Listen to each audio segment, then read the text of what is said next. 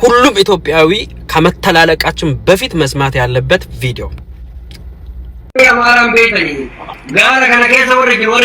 ልጅሽ ታረደብሻ ከጎረቤቶቼ እኩል አረግሻለሁ የአሮጌ ቤትን እሰራልሻለሁ ብሎ አለብሳሻለሁ አበላሻለሁ እናቴ ከፍ አረግሻለሁ ብሎ አንዱ ልጅሽ ተሰዶ ቤቱም ሳይሰራልሽ ጎረቤት እኩል ሳረግልሽ ደምሽን አፍስሸሽ የወለድሽው ልጅሽ ደሙ ባህር ላይ ፈሷል። ተነሺ አልቅሺ ኡኡበይ ጩይ እንግዲህ ፈርዶብሻል። እናት አይደለሽ አንጀትሽን እስር አድርገሽ ቻዩ እንግዲህ ገና ያላደገው ፊቱ የሚያሳሳው የሰው አውሬ የሰው ጅብ በልቷል።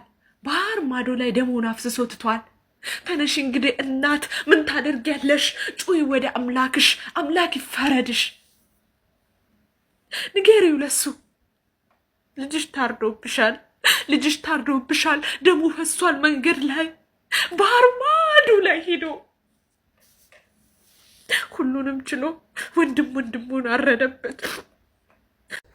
ኢና ሊላሂ ወኢና ኢለይሂ ራጂዑን። በጣም አሳዛኝ መረጃ ሰምተናል ማለት ነው። አንድ ወንድማችን እንግዲህ የኛው ዜጋ የሆነ በራሱ ዜጋ በውጭ ሀገር እንግዲህ ያው በላይቭ ላይ ቲክቶክ ላይ ብዙ ተመልካች ባለበት ከ4000 ሰው በላይ እንግዲህ ስጦታ እየወረደለት ነው ለገዳይ ማለት ነው።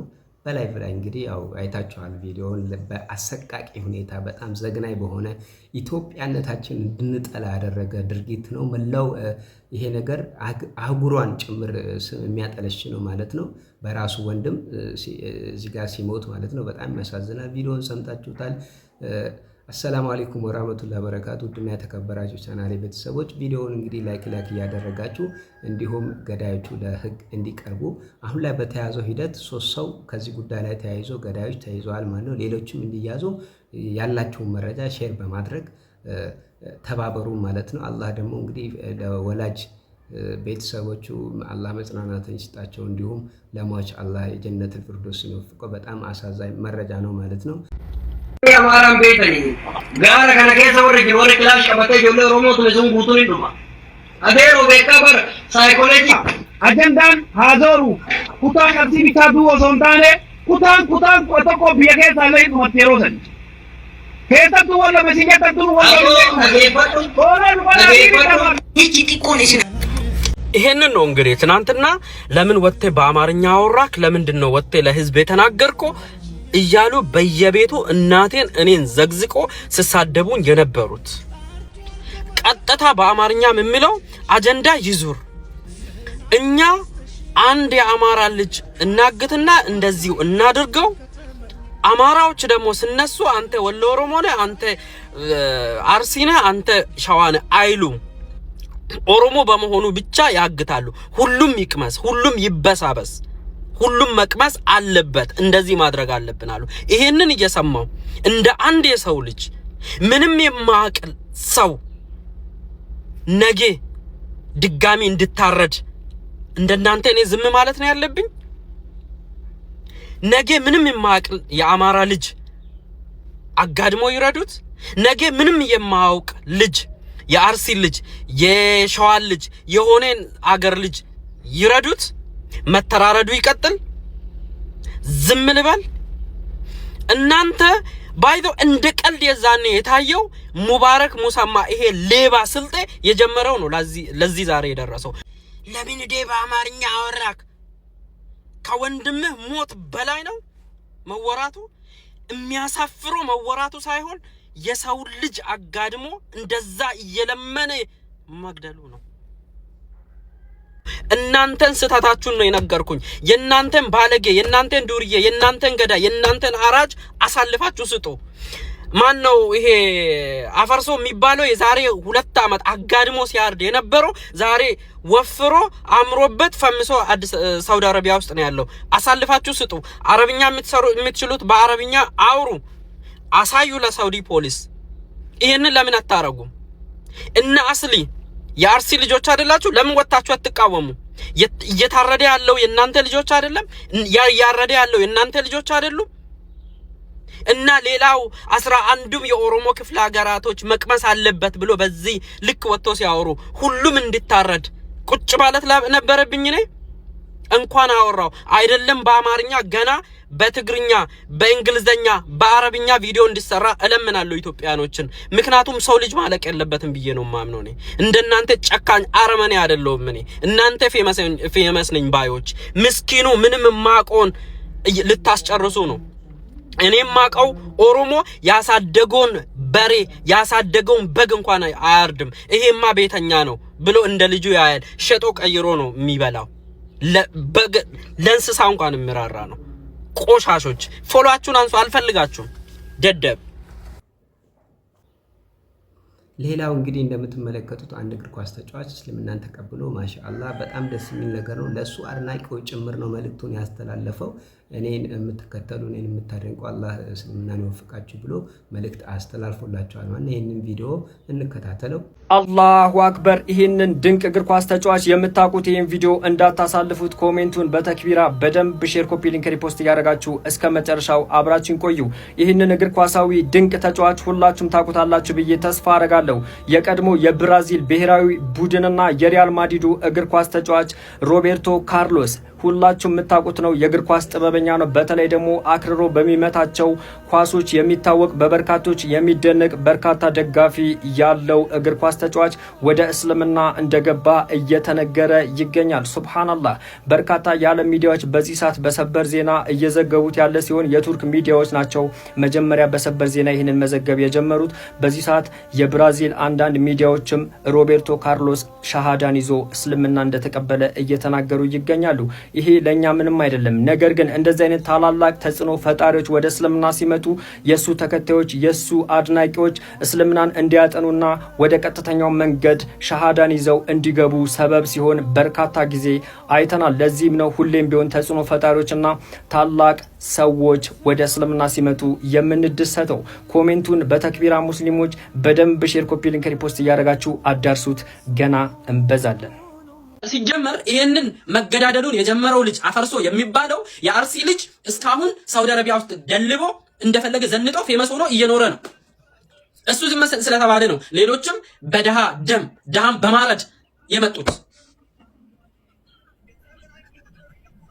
ባይዞይ በዚሁ አጋጣሚ ልንገራችሁ እቺ መልእክት ደግሞ በዚሁ አጋጣሚ ልንገራችሁ ቅድም በኦሮምኛ እያወሩ የሰማሁትን እኔ ልንገራችሁ የአርሲዎቹ ምን ብለው ሲያወሩ ነው የነበሩት ወሎ ኦሮሞዎች አርሲን ስላልቻሉ ምንድነው ያሉት አርሲዎች አንድ የአማራን ልጅ እንያዝና እንደዚህ እናድርገው ከዛን አማራዎቹ ሲነሱብን እነሱ አንተ ወሎ ኦሮሞ ነህ አንተ አርሲ ነህ አይሉም በኦሮሞ ብቻ ነው ሁሉንም ኦሮሞ ነው ማገት የሚጀምሩት ከዛን ሁሉንም 11 የኦሮሞ ክፍለ ሀገራትን ያዳርሳል ሁሉም ይቅመስ ብለው ስመካከሩ ሰምቻለሁ ይሄንን ለምን አልናገርም እኔ ደግሞ እንደዚህ ብለው ያወሩ ነበር ነገ አንድ አማራ ልጅ ተከታገተ ሁሉም እነሱ ወሎ ኦሮሞ ነህ ወሎ እንትን ነህ ምናምን ስለማይሉ ሁሉም ይቅመስ ብለው በዚህ ተነስተዋል ስለዚህ ሁሉም ሰው ወጥቶ አሁን ይብቃ ካላለ ለሀገር ያዳርሳል ይሄ ነገር እኔ በኩሌን ያወራው ነው እኔ ወንድሞቼ ነገ እንዳይሞቱ እየተናገርኩ ነው ያለሁት ይሄ መድየት ሞት ይሆናከን ያሳጣኝ ወላሂ ቢላሂ እንደዛ ያሉ ነው የሰማሁት ቅድም ከዛን እንደውም ብዙ የአርሲ ልጆች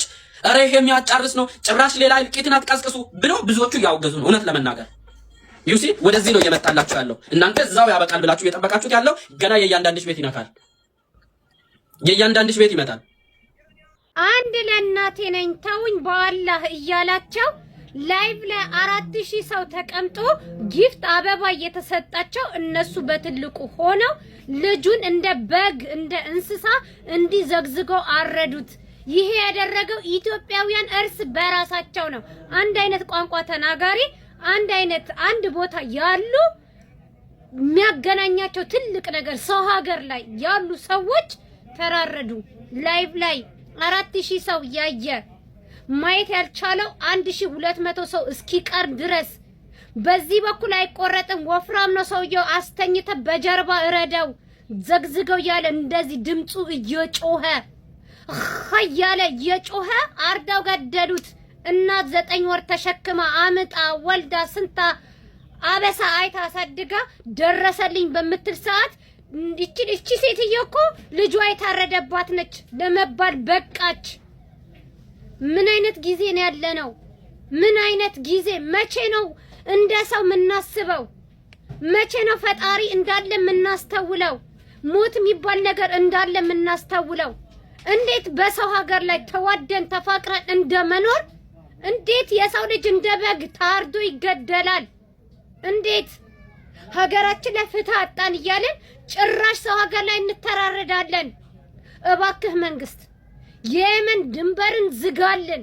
በቃ ሰው አይለቅ፣ ይበቃል። እስከ ዛሬ የታረደው የተጠለፈው የተደፈረው በቂ ነው።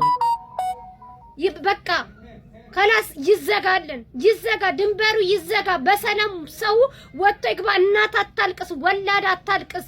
ይበቃል። ሁላችሁም ፍትህ ልትጠይቁ ይገባል።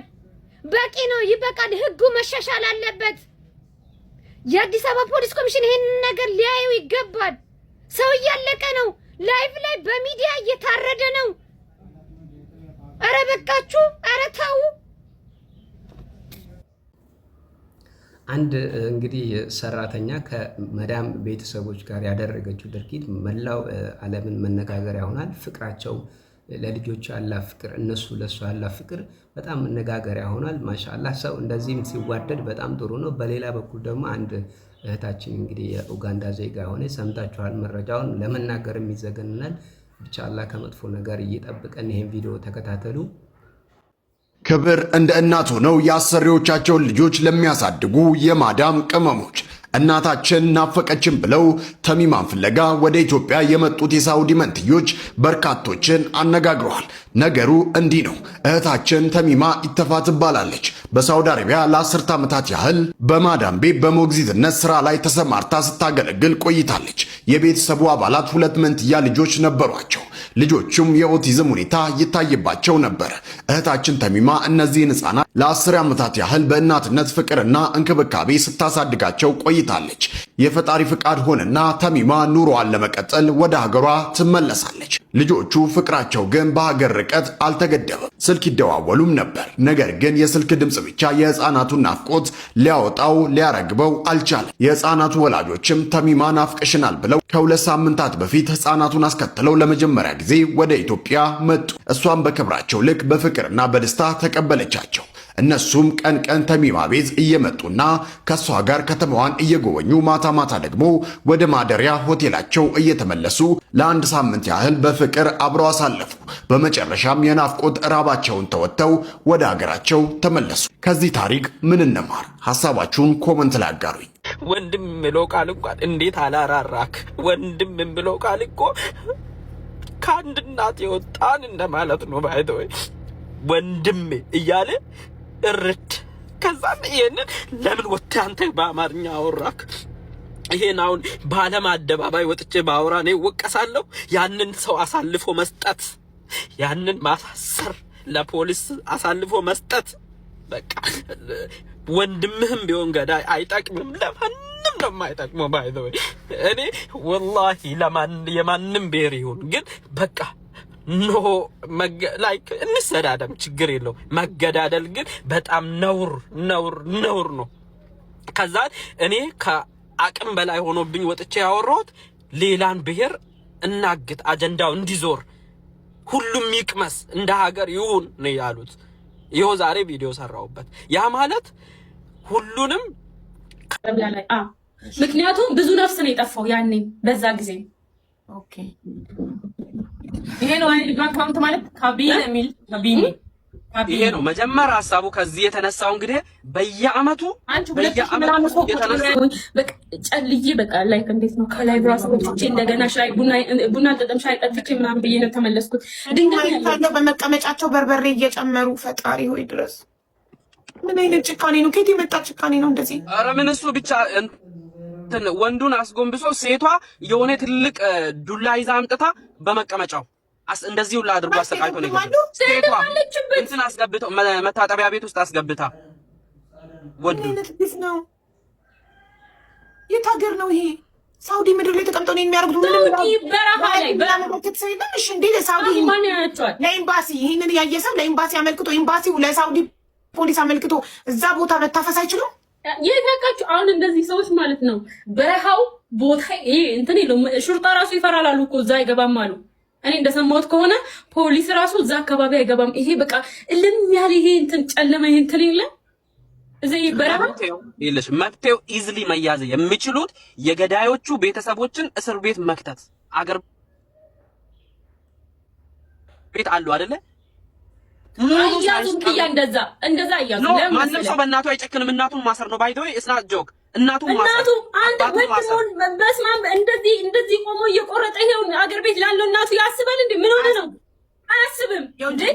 የሰው ልጅ በጭካኔ እንደ ዶሮ የሚያርድ ሰው ለቤተሰቡ አያስብም፣ አያዝንም እንዴ? ወንድሙን እኮ ነው መብቴው በቃ የሳውዲ አረቢያ መንግስት እንዴትም ብሎ ይሄ እነዚህ ልጆች አንድ አረብ እንኳን ቢያገኙ እንደዛው እንደሚያርዱበት አስበው ለምን ከላይ ድሮን አይለቅባቸውም? የፈለገ ነገር ድምጥ ማጣቸው ማጥፋት ነው በቃ። ባህሩ ላይ እሳት ለምን ድሮን አይለቅቅም? እንደዛ እንጂ እዚህ ሀገር ያለው ቤተሰብ ይያዝ ካልክ መከራው እንደውም ለቤተሰብ ነው። ምክንያቱም አንተ እንደዚህ አንድ ነፍሱ ወፍራም ነው ይላል እንደዚህ እያረደ ልጁ አልሞት ስለው ይሄ ማን ወፍራም ነፍስን ያለው ይላል።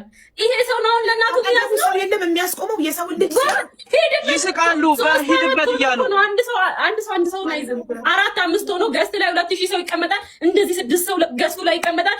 ዋው ሄድበት ኪንግ እንትና ኪንግ ሄድበት ገልብጠ አልሞት ነፍሱ ወፍራም ነው አይሞትም ስለ አንዱ ምን እንዳለ ታውቃለህ? እንደዚህ ነበር ሲቆርጥ የነበረው አዙርና በዚህኛው ቁረጠው ይቆረጣል ወይ ደግሞ እንደዚህ ምታያለው እንዴት እንደሚደረግ ያብራራል። በዶማ ኢቭን በግ እንኳን በዶማ አትረዱ ነፍሷን አታሰቃዩ በሚልበት እውነት